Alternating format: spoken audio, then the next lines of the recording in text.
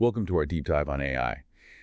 You sent over some really fascinating articles and research papers, and I think our mission today is to help you cut through all the hype, Yeah. and figure out how AI is really changing things.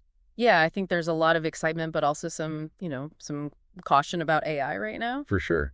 Like you sent this one article about a robot in Germany Oh, yeah. that learned to sort building blocks all by itself. It's pretty wild, right? Nobody programmed it to do that. Yeah, it's a great example of machine learning in action. Basically, the robot is using algorithms to learn from its own experience. Okay, so how does that actually work? So at first, it was only successful like 1 or 2% of the time, but it kept observing its own actions and figuring out what worked. Yeah. And now it's grabbing those blocks with over 90% accuracy. Wow, that's amazing. Yeah. But the article also mentioned that when it sees a new object, it's totally lost. Right. It's like if you gave a 6-year-old a pair of pliers, they'd instinctively know how to pick them up based on weight and shape, but this robot doesn't have that knowledge yet. So it needs to retrain its neural network. Exactly. It needs like 1,000 data points before it can even try to grab something new. Okay, so AI is learning, but it still has a long way to go. I mean, the article you sent about physical intelligence said no robot can even set up a chessboard. Right, which is something a kid can figure out pretty easily. AI is great at data analysis and pattern recognition, but when it comes to physical tasks, things that need dexterity or understanding the physical world, AI is lagging behind. So, robots are great at crunching numbers and finding patterns. Uh-huh. But when it comes to actually interacting with the real world, they have a lot of catching up to do. Precisely. Which is why that research on AI-powered prosthetics is so fascinating.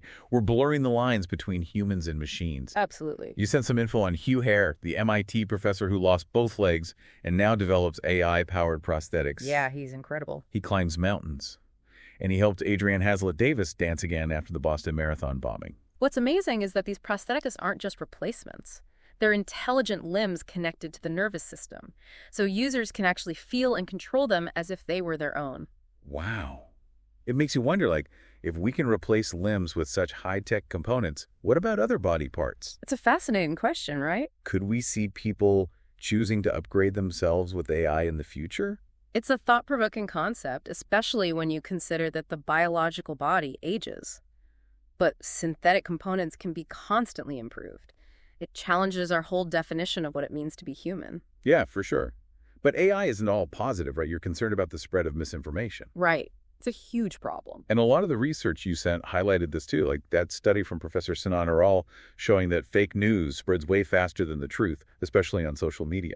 Yeah, and the algorithms driving these platforms are designed to prioritize engagement because that leads to ad revenue. So content that provokes a strong emotional response, whether it's true or not, gets pushed to the top of our feeds. Exactly. And that's how we end up in these filter bubbles, seeing only information that reinforces what we already believe. And that can have some pretty scary consequences. Like that article about the anti-vaccine movement in Japan. Fake news about the cervical cancer vaccine caused vaccination rates to plummet from 70% to less than 1%. It's a stark reminder of how misinformation can have real-world impact and devastate public health. Okay, so switching gears a little bit, let's talk about AI in warfare. Okay. This one keeps me up at night. You know that article on intelligent drones being developed in California that can identify and attack targets on their own? Yeah, this is where the ethics of AI gets really tricky. Should machines have the power to make life or death decisions? The article mentioned Wendell Gelding. Oh, yeah, a leading ethicist. He's been pushing for a global ban on autonomous weapons. He argues that machines can't be held accountable for their actions like humans can. Yeah. And that giving them so much control undermines human agency and could have devastating consequences. Right. And a lot of experts agree. Autonomous weapons are just the tip of the iceberg when it comes to ethical issues around AI. Yeah, it really is a lot to think about, how this is all playing out on such a big scale. I keep thinking about that research you sent about how kids are interacting with AI every day. Oh, right. And then you have countries like China with these huge competitions like RoboMaster. It's like two different worlds colliding. It is kind of wild, isn't it? You have kids learning to con robots at home, and then you have these university students building these super advanced robots that are battling it out in arenas. It really highlights how AI is being shaped right now by so many different people and forces, Exactly. AI isn't this one thing that's being developed in a vacuum. It's being influenced by individuals, by governments, by cultures. It's really complex. So let's dig into those different approaches to AI development a bit more. You sent that information about Germany's Industry 4.0 plan Yeah. and how it's different from China's strategy. It seems like Germany's really focused on integrating AI into their existing industries, like manufacturing. Yeah, they're really building on their strengths, precision engineering automation. They're all about quality and long-term sustainability. China seems to be more about speed and scale. Yeah, definitely. They're pouring tons of money into AI research and development, and they're not afraid to take risks. And they've gotten some pretty impressive results. Right? Oh, for sure. They've already overtaken the U.S. in AI patents.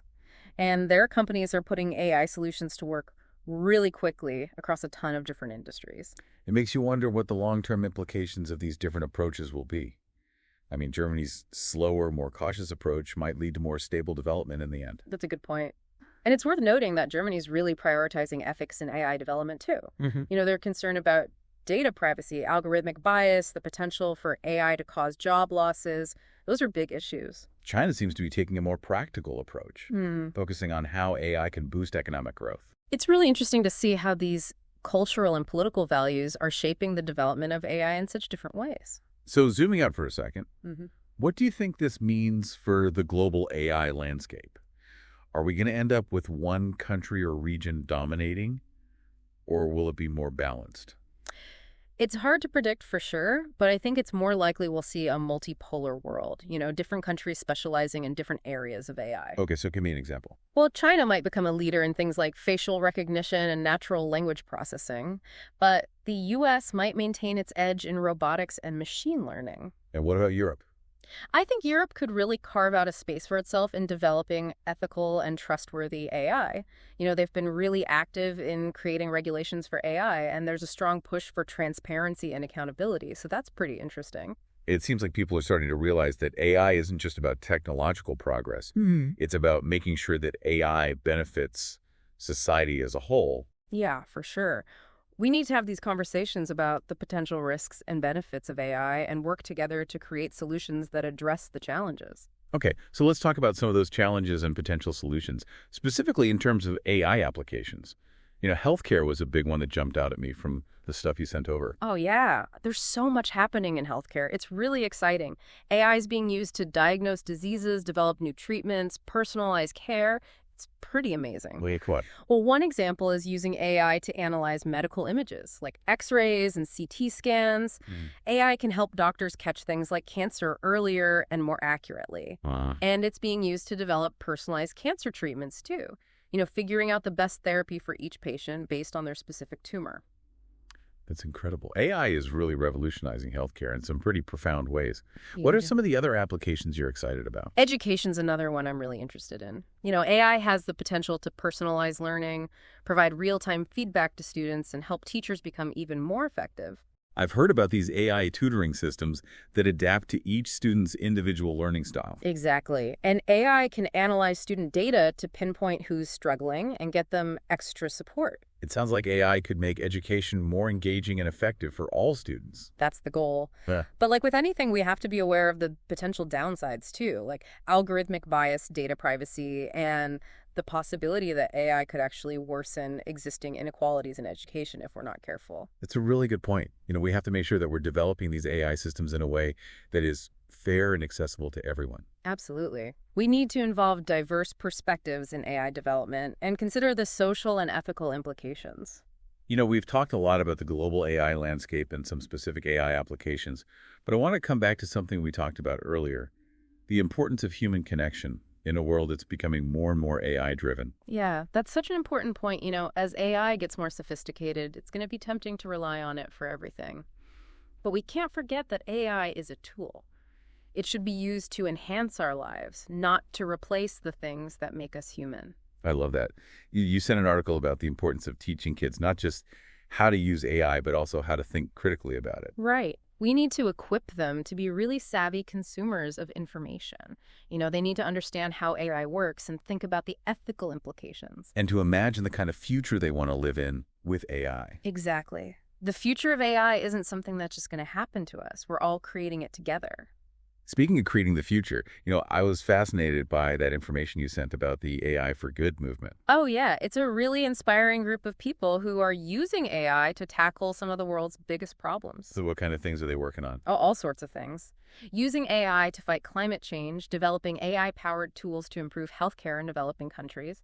It's amazing to see the creativity and passion. It's a good reminder that AI has the potential to be a powerful force for good in the world. It really does. And it's a reminder that the future of AI is not set in stone. We have the power to shape it.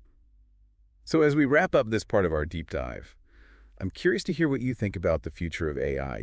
What are some of the biggest challenges and opportunities you see on the horizon? Well, one of the biggest challenges is going to be making sure that AI benefits everyone, not just a small elite. We have to be aware of how AI could widen inequality and work to ensure that everyone has access to its potential. I totally agree. And I think another huge challenge is going to be figuring out how to deal with all the ethical dilemmas that AI creates.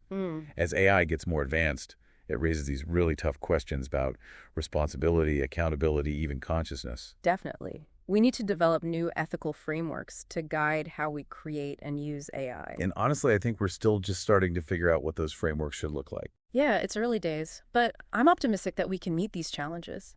There's a growing awareness of how important these issues are, and so many smart people are working on them. I'm optimistic too. I think the key is to be excited about the possibilities that AI offers, but also to stay aware of the risks. Yeah, I think that's a great way to put it. It's kind of crazy to think we've just scratched the surface of AI. Yeah. There's so much more to unpack, like the ethics, the impact on society. It's huge. Yeah, and it's a conversation that keeps changing. What seemed like science fiction a few years ago is happening now. Right. It's not just about the technology itself. It's about us, Yeah. how we interact with it, and how we shape it. Exactly. One of those papers you sent talked about the idea of coevolution between humans and AI. Coevolution. What's that? So the idea is that as AI gets smarter, it'll start to actually influence our own evolution and will influence its development too. Whoa. So it's not just us creating AI. AI is, in a way, shaping us too. Exactly. Which makes you wonder what it means to be human in a world where AI is everywhere, It's like we're in uncharted territory. No map for this kind of journey. Yeah, it's exciting, but also a little scary. We're figuring things out as we go along. But I think we need to stay curious, humble, and ready to adapt. One thing that worries me is how AI could make existing societal biases even worse. Yeah, that's a really valid concern. If we're not careful, AI systems could actually amplify inequalities. So how do we prevent that? Well, if you think about it, if an AI is trained on data that already has biases like gender or racial biases built in, then it's going to produce biased results. So it's not enough to just build powerful AI. We need to make sure it's fair and equitable. Exactly. We need to think about the data we're using to train AI, make the algorithms transparent, and keep talking about the ethics of AI. It's a lot to think about, but it feels important. It is. The choices we make about AI today will shape the future. I want to circle back to what you said earlier about humility. It seems like that's going to be super important as we figure this all out. It really is. We can't act like we have all the answers. We need to be open to learning from our mistakes. And open to hearing different perspectives. Absolutely. We need people from all walks of life to come together and talk about these things. The challenges and opportunities are too big for any one group to handle alone. So it sounds like the future of AI is still very much up in the air. It is. The future is what we choose to make it. Well, I think that's a great place to wrap up. Thanks for joining me for this deep dive into AI. It's been a wild ride. It really has. And I hope our listener out there feels inspired to keep learning about this incredible field. And to our listener, thank you for sending in all of these amazing sources. We hope this deep dive gave you some new insights and some things to ponder about the future of AI. Remember to stay curious and engaged, because the choices we make today will determine the world we create tomorrow.